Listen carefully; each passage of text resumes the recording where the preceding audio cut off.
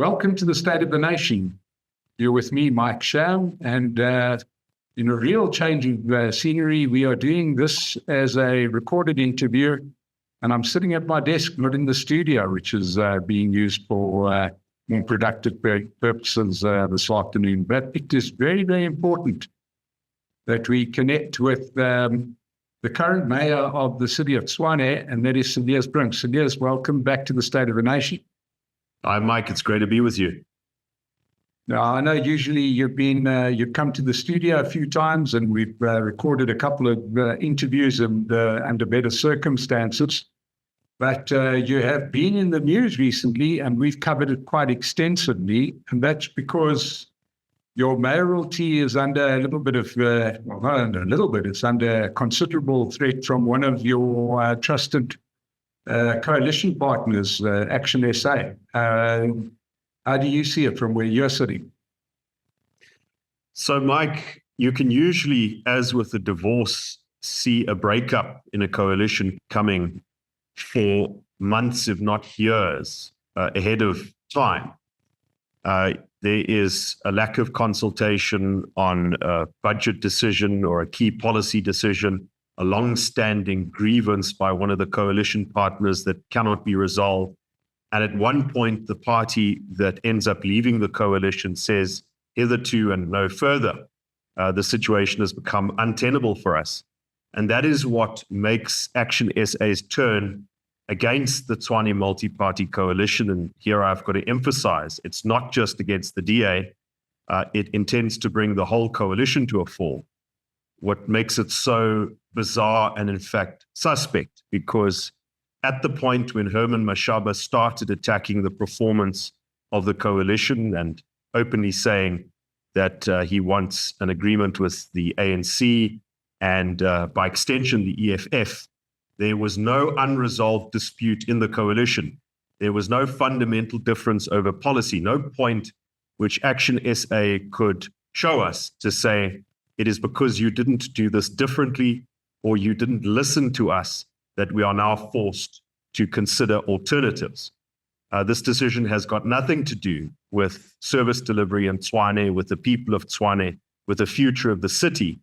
It is a party political calculation made by Herman Mashaba before his unelected structures could even confirm the decision. And it's got profound implications for the future of our city, which Action SA will be held accountable for. But my main concern now is how do we prevent their actions from leading to not just the fall of government, but a new coalition in which the EFF will hold the balance of power. Now, let's be clear, Cilliers, is that we're not talking about a party that just came into the coalition, and has played a big part. Your deputy mayor is from Action SA, if I'm not mistaken. Is that correct? That's quite right. This coalition has existed since 2021. It was a significant point in the history of Tshwane because before then, the coalition did not have a majority in the city council. And so as I explained to you in previous episodes, we couldn't make key changes that come with implementing your electoral mandate. So in 2021, Action SA did very well in the local government election, including in Tshwane. We were able to form a majority government among the DA, Action SA, FF+, ACDP, IFP, and COPE was then part of the coalition. And that really gave us the opportunity to make the fundamental changes which hadn't been made, couldn't be made since 2016. As part of this coalition agreement, there was a provision to create the position of deputy mayor, which we did. The purpose of that, explicitly stated, was to improve the power sharing within the coalition. In other words, to give the second biggest party in the coalition the opportunity to influence the course and direction of government, to say that their agenda, their election manifesto must also be part of government's agenda.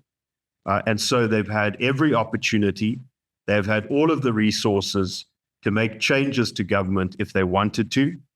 They have the deputy mayor, as you've mentioned. They also hold key portfolios on the mayoral committee: social development, economic development, city planning. Their members of the mayoral committee have oversight powers in the northern townships of the city, including Hammanskraal, Soshanguve, Winterveld, Ga-Rankuwa, Mabopane. So here is a party that is perfectly positioned, if they are not satisfied with the policy decisions, the course, the performance of government, to use internal processes to steer us in a different direction. I have a very good working relationship with my Action SA counterpart, Deputy Mayor Nasipi Moya.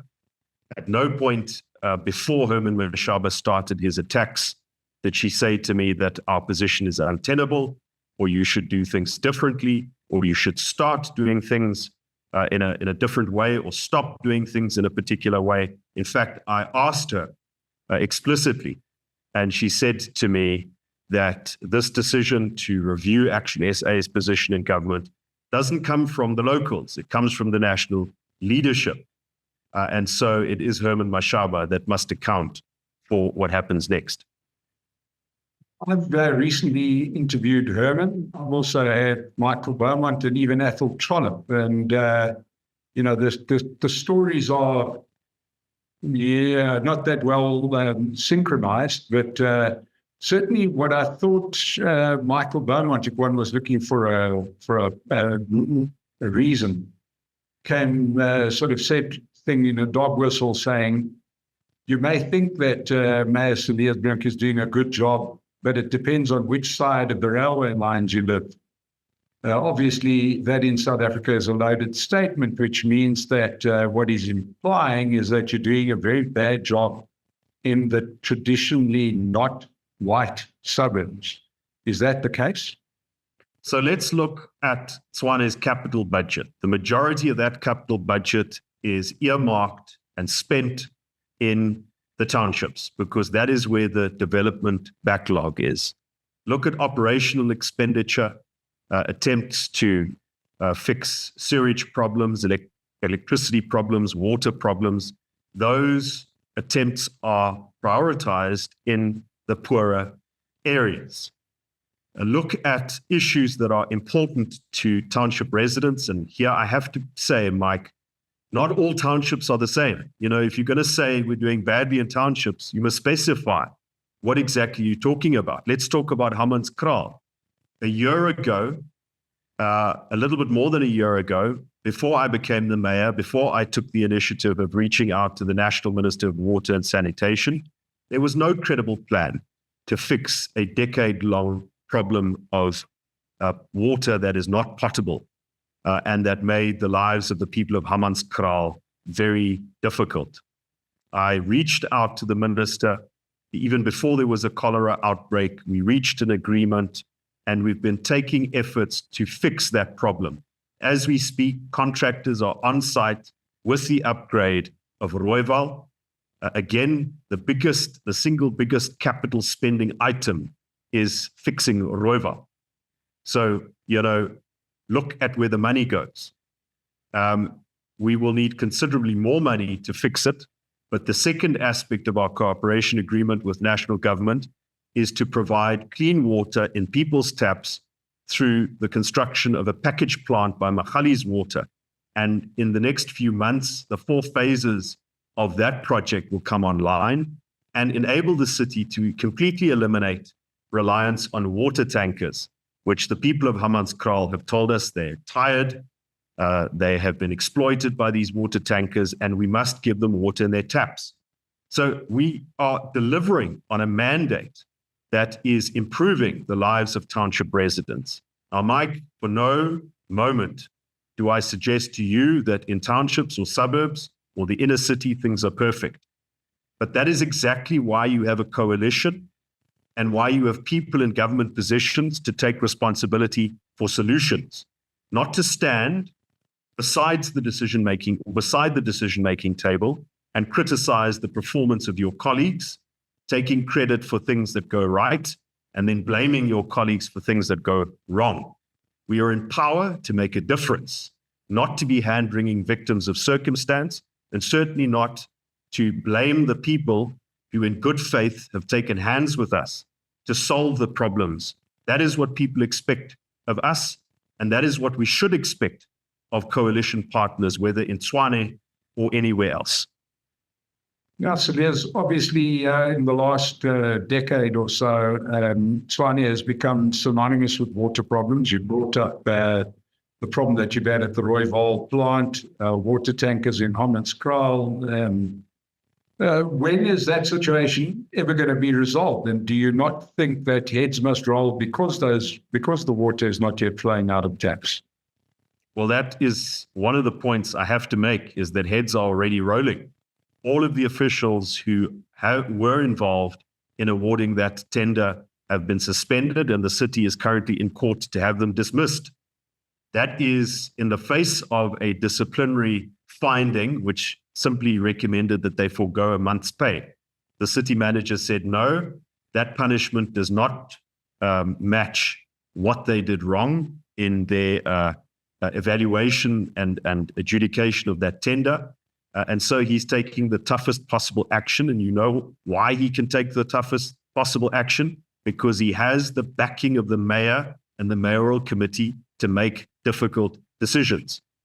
We're cooperating with the SIU to see if we can trace bank accounts, if we can establish any case of corruption, whether those powers can be used to get money back into the city's bank account. And finally, we've taken steps to blacklist these service providers with National Treasury so that they're not allowed to do business with any other organ of state ever again. And we're determined to see that through. In the process, Action SA, I want to emphasize once again, has been at the decision-making table. And it is exactly because we're doing the right things, including because of the contributions Action SA makes to the policy-making process, that they don't have a grievance. They can't point to something to say, but X or Y should have been done. And this is why we are now toppling the coalition and threatening to bring the EFF into government for the first time ever. So politics is about the business of the future. It is not about blaming each other for what happened in the past. I can lay the blame on predecessors going back to 2004, when the city's master plan first indicated that Rooiwal needed to be upgraded. And there are certainly grounds for me to blame the previous ANC administration, and I can do that. But if you're in government, if you have the power, if you're in the decision-making position, what you do is to take responsibility for solutions. You don't suddenly stop making that contribution and then blaming the failure on your coalition partners. Now, you mentioned the coalition that you're involved in, and many parties make up that coalition. This is not just you and Action SA.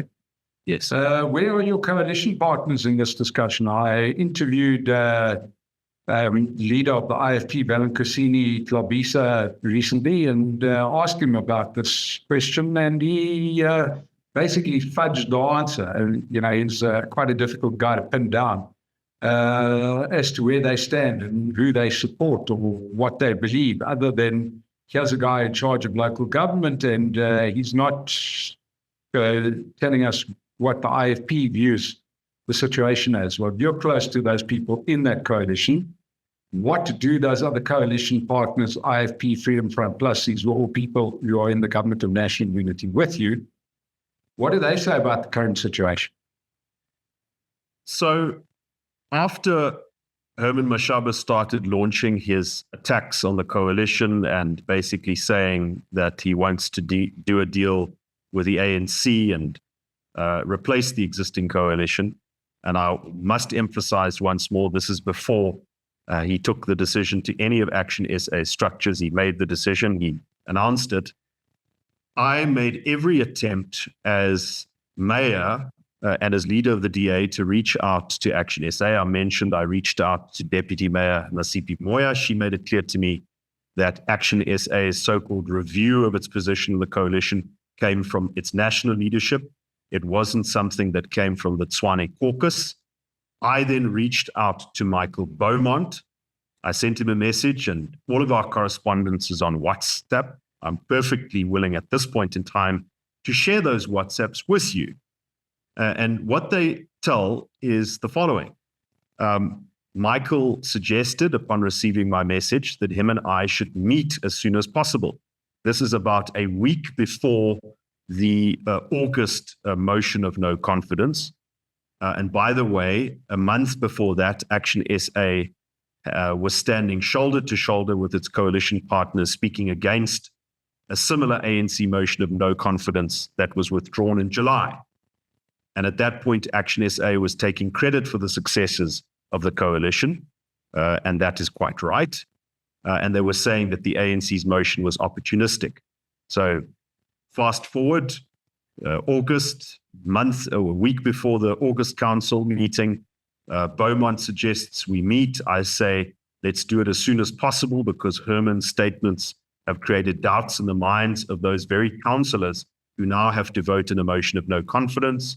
We make arrangements, he cancels. We make more arrangements, he cancels.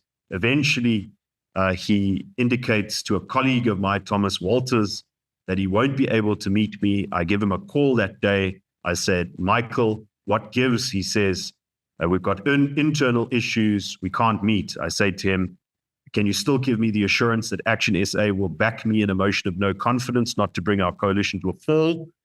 He says, sorry, I can't give you that assurance. Now, this is 2 days before the council meeting. The next day, the Wednesday before the Thursday council meeting, we had a coalition press conference. And this gets to your question about what about the other partners? All of the partners are united in saying we don't know what Action SA's grievance is. In the words of Grandi Tennyson, the leader of the FF+, he says to me, we clearly don't know what they know. And at press conference, he says, why does Action SA want us to fix what is not broken? And so the other parties have also assumed that position. And 2 letters have been written by the local coalition management committee to Action SA to say to them, please desist from launching public attacks on the coalition, and please bring your grievances to the coalition process. Let's follow the dispute resolution mechanisms which were so carefully negotiated in order to prevent exactly what is happening now. So, Mike, on record, the coalition partners, not me, have put this issue on the table, and Action SA's response to all of that was to basically tell us to go to hell. I'm paraphrasing, of course, but that is the upshot of it. Now, I suppose that coalition partners now have to reconsider their position because without Action SA, we do not have a majority in the municipal council, and other attempts must be made to either secure what we've in fact achieved as a coalition, or to hold a coalition that will include the EFF accountable and to make sure that they don't destroy everything. Now, Cilliers, this would all sound pretty crazy if it wasn't for the case that the Democratic Alliance is in a government of national unity with the same African National Congress that you talk so badly of, right? As if Action SA is doing a deal with the devil. But in actual fact, at national level, your party governs together with the ANC. What gives? We've got 2 ANCs here. Which one's right? Which one's wrong? So, Mike, let me emphasize that the big risk of Action SA bringing down this government and trying to form an alternative coalition is that if you add the numbers up, if you add Action SA's councillors to the councillors of the ANC, it is not enough to form a majority. It is not enough to form an effective, stable coalition that can make decisions. In order to reach that majority, Action SA will necessarily have to include the EFF. And it is that which holds the most serious threat to the future of Tshwane. The irony of this is that the deal that Action SA reached with the ANC in Johannesburg was exactly intended to dilute the toxic influence of the EFF in Johannesburg. You'd recall that after the EFF MMC for Finance was fired in Ekurhuleni by the ANC mayor there, their caucus in Johannesburg voted against an important loan, which was meant to fund the budget. That is then what led to this toenadering between Action SA and the ANC. And its effect was that even if the EFF were to vote against a vote such as that in Johannesburg, the ANC has the benefit of Action SA's backing. Now, again, if you look at the numbers, if you look at what Mashaba is proposing, they will make the EFF the kingmaker in government. There is no other scenario except the scenario of bringing in the Freedom Front Plus, which I'll highly doubt that they will do that, of forming a stable coalition. Now, the balance of power is the party that can say to the other partners, unless you do this or that, we simply won't vote for your budget, we won't vote for your tariffs, we won't vote for your loans.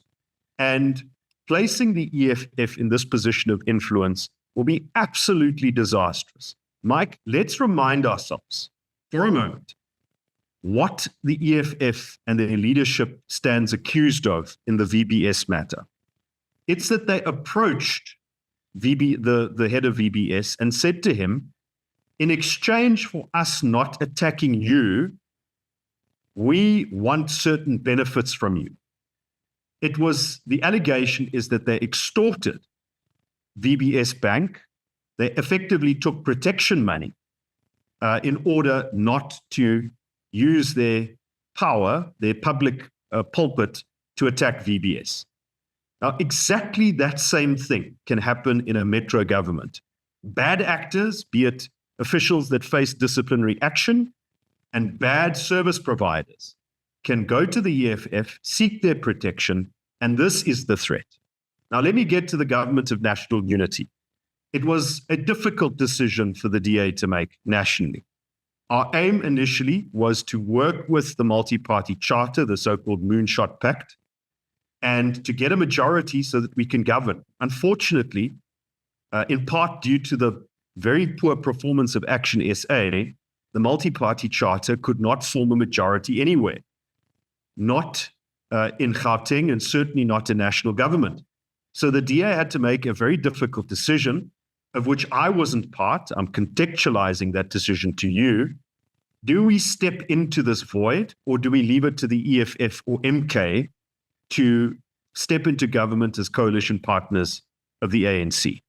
Not ideal circumstances, but I would contend there's a case to be made that that was the best the DA could do in the circumstances. Now let's consider what is the best that the parties can do in Tshwane under the circumstances. We don't need the ANC to govern Tshwane. We've got a majority if you add those parties up. But now Action SA has, by necessity, opened the door for some kind of a coalition arrangement that will necessarily include the EFF. It was unnecessary. We could have done better. We could have preserved the coalition. And I can tell you now, and I'll show the records, I did everything in my power to do exactly that. Cilliers, I'm very confused because can not the very same allegation be made against the Democratic Alliance for your attitude towards, your party's attitude towards the Gauteng government, where the DA walked away from a unity deal, right? There were, I had Sadim Simanga on the show. He had a lot to say about ANC going back on their word and not giving them seats, etc., etc. It was ridiculous. Now, I am the lead cheerleader of the absolutely disaffected ratepayers of this area, right? I live in Johannesburg, and the street outside of me, it looks like a war zone. None of the street lights work. The city is blowing up. People are getting killed by the government, but yet the DA sits on the sidelines in Johannesburg. You sit on the sidelines in Gauteng, and you're in a coalition in Tshwane, but you can't get anybody to support you. But is this not exactly what you're doing in the provincial sector? Here's the fundamental difference. It's the difference between having a government, having a coalition agreement, having the numbers, having resolved all of your disputes, and not having a government. We did not form a government in Gauteng. We didn't walk away from an existing government. We didn't bring a government to a fall. We didn't breach a coalition agreement that was signed. Yeah, but you did You did turn down the offer that was made to you. But Mike, there was no coalition agreement. They couldn't reach agreement on the terms and conditions of the coalition. In Tshwane, we had a coalition. In Tshwane, Action SA was at the center of government. It wasn't a situation of, oh goodness, we tried our best to form this coalition. We have been governing Tshwane since 2021. After 3 years in government, Action SA is walking away. It's not a situation of, oh, we failed to form a government. It is a situation of a government having been formed, having a majority, having an agreement, having a joint program of action over which there isn't a fundamental dispute, of Action SA having key positions in government, including the deputy mayorship, and then putting that all at jeopardy as to do what? So that they can invite the EFF into government. There's a fundamental difference. I don't think the two are comparable. For the record, I think that attempts should be made to try and form some kind of a unity government in Gauteng. But at the point, before we've reached the point of an agreement, you don't have a coalition. So if you had to form a unity government in Gauteng, if suddenly everybody came to their senses and said, for once, let's put the citizens first, would you then jettison your current coalition? Because, of course, that is exactly what the Action SA is accusing you of. But I think what was quite telling was something that I heard from Athol Trollop, not on my show, but somewhere else, where, Athol, God bless him, is a very honest guy. And he said, fool me once, shame on me, fool me twice, other way around, fool me once, shame on you, fool me twice, shame on me. And that's why they're walking away. Which is, I don't buy it. I don't buy it, and neither should anybody else. In fact, Action SA voters and funders should feel profoundly betrayed and disappointed by their conduct. Explain this to me, though, in answering your question, Mike. How would forming a unity government in the Gauteng provincial legislature betray our coalition with Action SA? I'm not saying that it's going to. That's what they say it's going to. They're saying you betrayed them already by forming a coalition at national level when you have the multi-party charter. And if I fear they want to get my bald head's going to explode because, my God, I've heard that from everybody in Action. It doesn't make sense. So if the multi-party charter had secured a majority nationally, we would have a multi-party charter government. But we didn't get enough votes. Not nationally, not in Gauteng. And so you have to consider an alternative. Why would you stick to an arrangement which doesn't deliver a majority? In Tshwane, the existing coalition has a majority. It has a coalition agreement. It has power sharing. It has a joint program of action. It has been able to resolve its disputes. You always have to ask, what is in the best interests of the community where this government is to be formed? And I can tell you that it was in the best interest before Action SA took a sledgehammer to the Tshwane multi-party coalition that we maintained that coalition. And we could have. The national unity government, the provincial unity government, did not imply that we would exclude Action SA from the coalition in Tshwane, or that we would somehow bring other parties into it. We only started talking to the ANC about a stability pact in Tshwane once Mashaba started taking the sledgehammer to the coalition.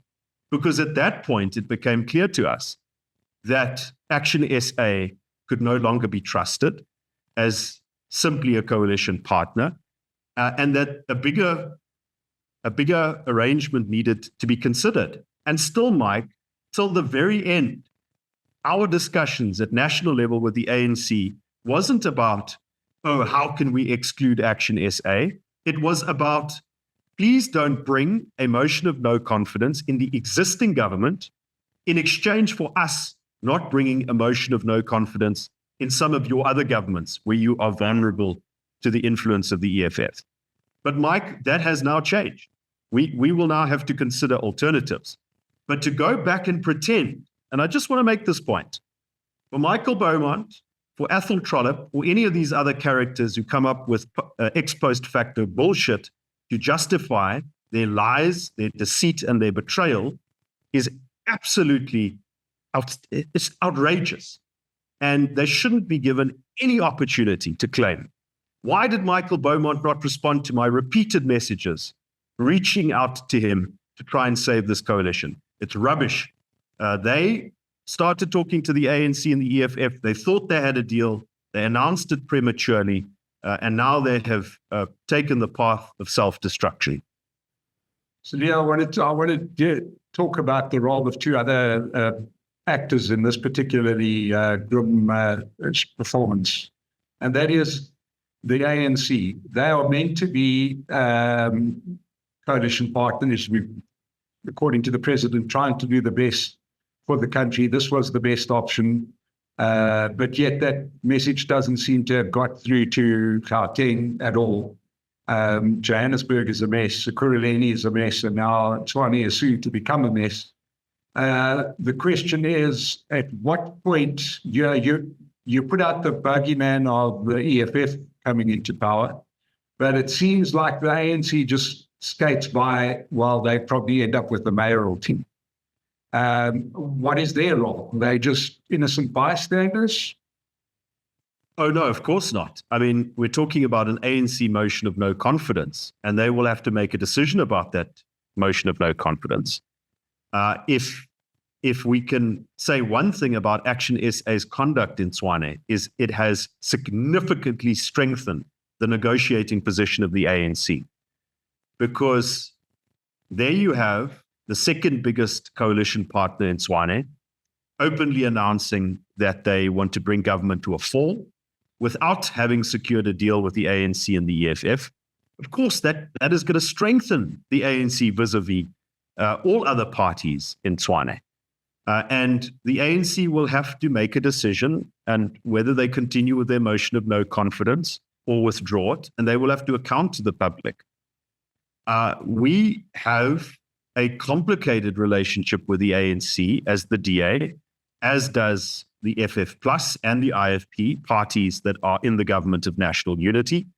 There have been serious disputes about the handling of the Bella Bill, about the issue of the NHI, and the compromises which those parties in the government of national unity will try and achieve will not be perfect. I mean, there's no precedence for this kind of a grand coalition. But at the end of the day, a coalition is a solution to the following problem: which is the best option for the community that we serve?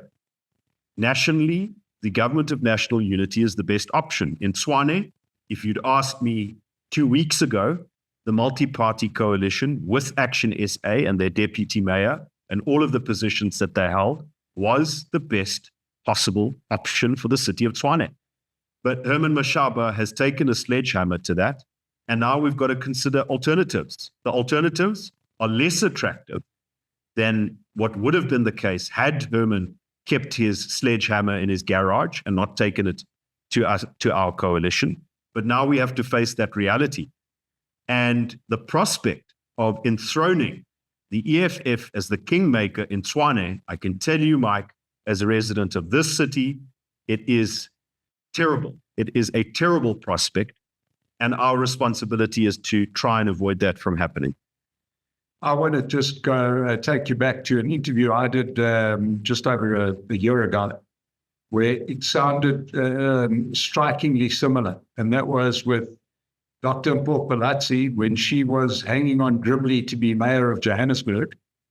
And the one thing that seemed to be absolutely absent from the discussion was support from DA nationally.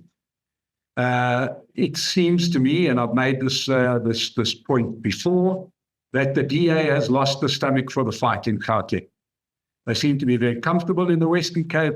They seem to have a cozy relationship down in KZN. But every time the pace gets a little bit warm up here in Gauteng, they cut and run. They did it in Ekurhuleni, they've done it in Johannesburg, and now they're leaving you to fall in the city of Tshwane. Are you not working for a gutless organization that just doesn't want to get involved in these robust politics?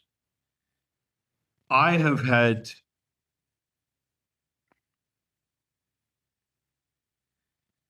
Mike, I'm not sure if you still have me. I do. All good. All right. I have had the full support of the DA's national and provincial leadership in this issue. And I can tell you their approach, Solim Samanga, Helen Ziller, John Steenhuisen, was not to tell me what should happen in Tshwane, but to ask me, what do I think should happen in Tshwane? And what engagements should happen, what support is required. It is the same that was done when Mpho Phalatse was the mayor of Johannesburg. But obviously, the politics has changed significantly since then. We've had the 2024 general election. The multi-party charter did not attain a majority. We now have a government of national unity with a considerably weakened ANC that opens up possibilities for change at a national level. And so the range of options open to us in Tshwane is arguably broader than a year or 2 years ago in Johannesburg. So in my experience, and I'm not talking now as a spokesperson for the DA, you'll have to ask the DA national spokesperson, you've got to speak to Helen Ziller and John Steenhuisen and those folks to get a national perspective. But as the mayor of a city who faces the very real prospect of being voted out of power, I can tell you that I've had the full support and backing of my party and that they fully understand the complexity. They backed me when I said to them, Mike, that we've got to try and preserve the coalition. We have to fight for the coalition. They backed me. And I'm in continuous engagements with them about how we can preserve the progress we've made here. Sorry, Cilliers, I've got to ask you, this backing and support that you speak of, what format does it take? I see no outrage. I see no comments. I see nothing. I see a lot of stuff about the billable. I see a few clauses and boy, they're hammering hard and they're trying their best and eventually capitulating. But the point is, where and what form does that support take? Because I haven't seen it. We see no warm bodies in Gauteng.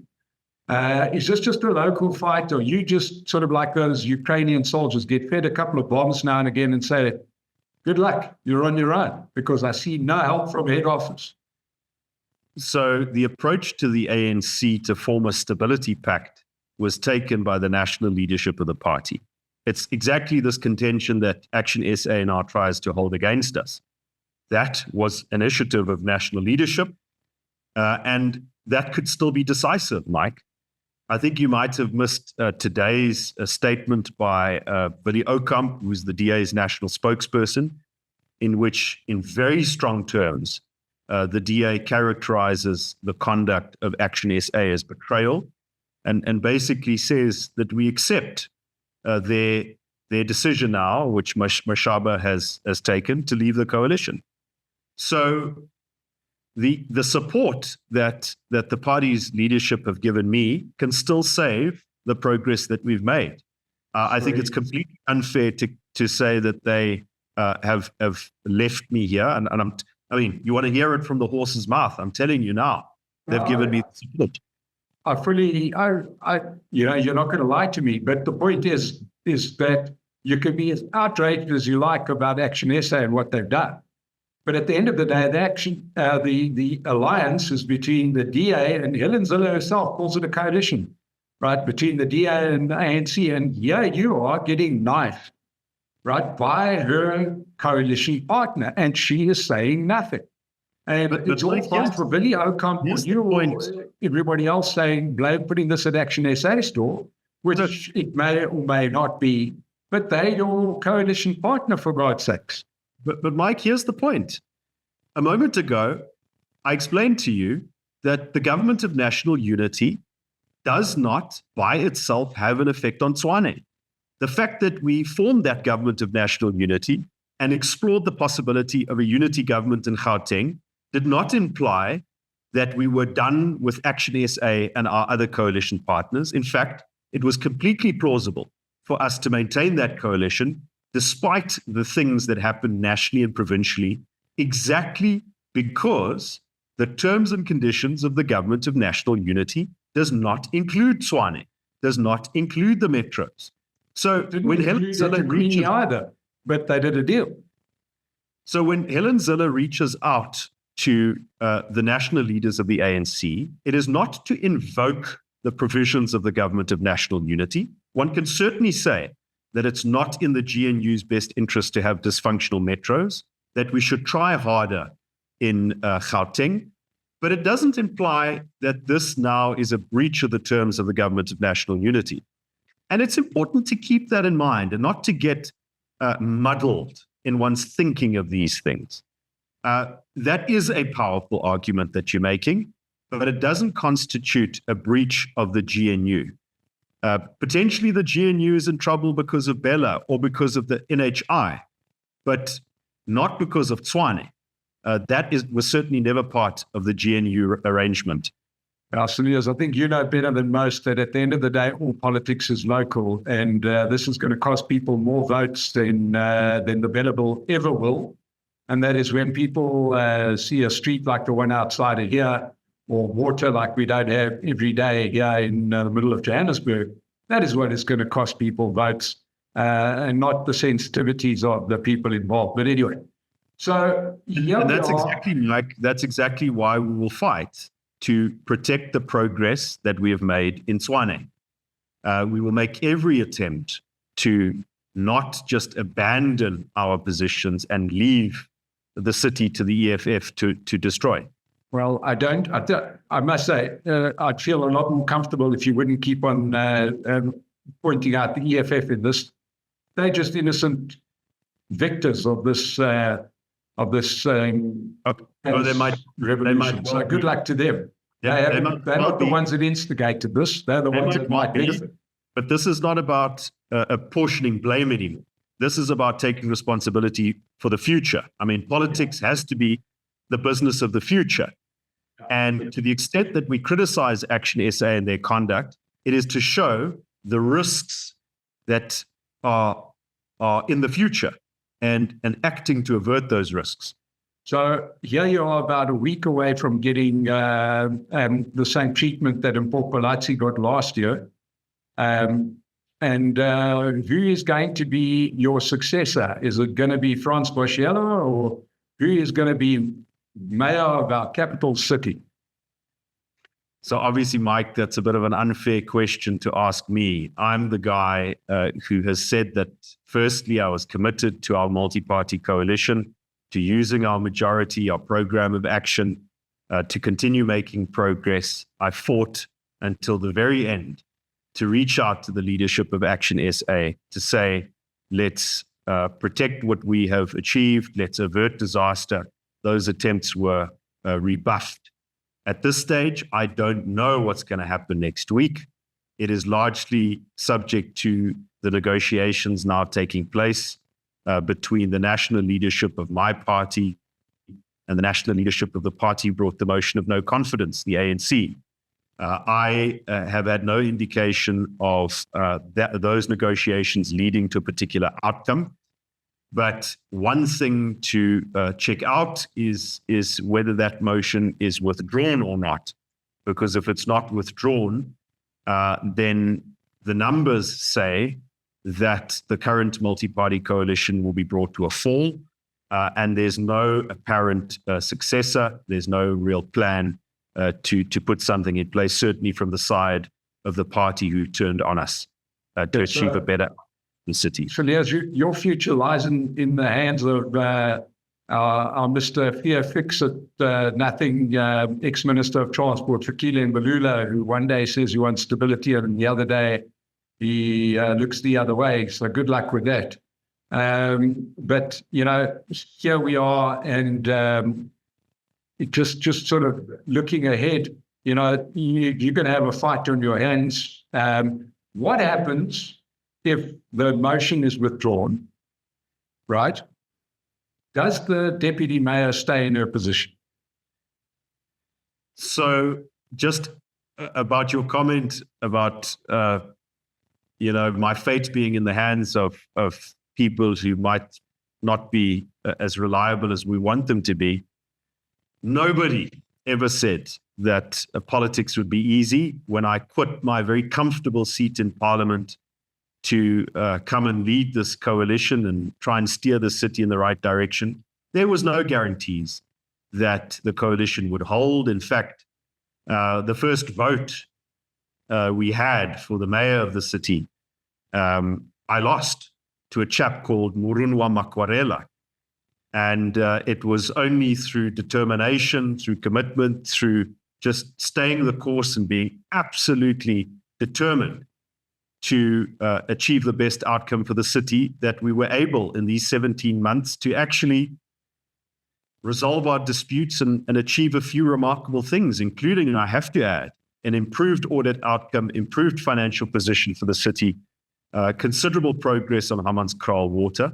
So just as I have tackled those issues, I would want to take hands with the coalition partners that haven't stabbed me in the back and say, what can we do in the best interests of the city? I can't speculate about possible outcomes. I certainly don't have any intention as we speak to fire anybody or to shuffle anybody out. I haven't received any resignations from Action SA members of the mayoral committee. I think it would be premature for a mayor who wants to maintain stability and a measure of order in the midst of political instability to make those moves. I can't speculate about the future, but what I can say to you, Mike, is we'll make every effort to prevent the EFF from holding the balance of power in Tshwane. Cilliers, Brink, thank you so much for joining us at short notice. It was important that we heard from you. As you know, that there's emotions are running high. It's an ongoing story, which we are here to cover, even though we are not in the studio. So to everybody that joined us today, thank you so much to Cilliers, Brink. Thank you for making yourself available. To our sponsors, Pace Car Rental. Sorry, I don't have the cup with me, but if I did, thank you to Pace Car Rental. And Cilliers, good luck with your fight. Get a gum guard because the blows are coming in. You're too pretty for this kind of stuff. So don't just be careful there. We need you. And to everybody that's joined us, I hope you've enjoyed this. And we'll see you again on the State of the Nation. Thank you so much.